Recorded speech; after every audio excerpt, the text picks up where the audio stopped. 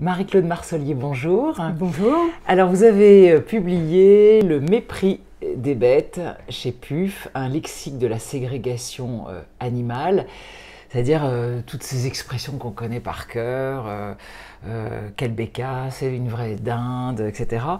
Et en fait c'est un livre sur la violence des mots. D'ailleurs Florence Burga qui vous fait la préface, la philosophe Florence Burga, elle se demande si c'est pas une des violences les pires, la violence des mots. C'est ça en fait le sujet de votre livre. Oui, absolument. Donc le sujet, c'est effectivement toutes ces violences symboliques qui sont exercées envers les autres animaux et qui peuvent se répartir dans trois grandes catégories. Donc on a un vocabulaire en français qui a trois tendances. Une tendance à marquer les frontières entre les humains d'un côté et les animaux non humains de l'autre. Des tendances aussi à dévaloriser systématiquement les non-humains, justement avec ces expressions toutes faites des noms d'oiseaux. Nom d'oiseau, en fait, c'est un synonyme d'insulte. Et puis, la troisième façon, c'est toutes ces expressions qui euphémisent la mise à mort des animaux, qu'on parle d'abattage, de prélèvement, de capture. Et c'est là où on se rend compte, bon, on en parle beaucoup pour le féminisme aussi, mais du pouvoir des mots. Vous parlez du dictionnaire qui est presque...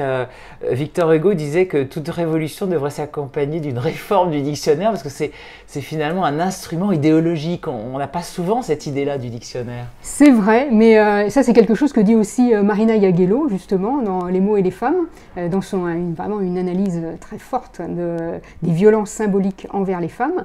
Et c'est une évidence que la manière dont les choses sont catégorisées, eh bien, ça forge le réel. Et ça, beaucoup de sociologues l'ont dit, bon, Bourdieu en particulier, c'est la manière dont vous parlez des choses, dont vous les représentez, ça fait exister le réel chez les humains. Donc ces violences symboliques sont autant de légitimation des violences physiques. C'est une spécialité française, ça, ou pas? Parce qu'on sait que le français est une langue assez machiste, on le dit souvent. Est-ce que ce mépris de l'animal, qu'on voit beaucoup dans la société française très cartésienne, est-ce que ça se voit à travers son langage? Est-ce que les Espagnols, les Allemands ou les Anglais ont un langage différent? Alors je pense qu'il y a une culture européenne commune, très clairement, avec des images qui sont vraiment... qui traversent toutes les cultures. Celle du porc, par exemple.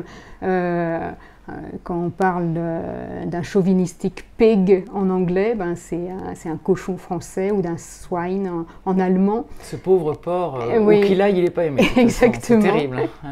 Et de la même manière, chienne, qui signifie prostituée, en gros, en français, existe tout à fait, c'est bitch en anglais, et ça a les mêmes connotations péjoratives et de prostitution.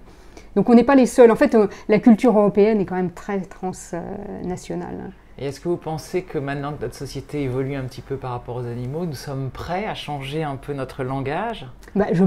C'est un espoir, et je pense qu'il faut déjà prendre conscience de la situation, et que c'est un premier pas, évidemment, vers une amélioration. Alors pour moi, c'est complètement parallèle à ce qui se passe pour l'évolution du langage en ce qui concerne les femmes. Donc en 1984, quand il y a eu vraiment un effort pour améliorer, pour changer le langage, pour féminiser, pour changer le français, en particulier pour l'adoption de formes au féminin pour des noms de professions prestigieuses ou de postes de responsabilité, eh bien la situation était assez catastrophique. C'est-à-dire qu'on pouvait dire un ministre, mais pas une ministre. Ça reste encore un débat d'ailleurs, c'est pas encore complètement...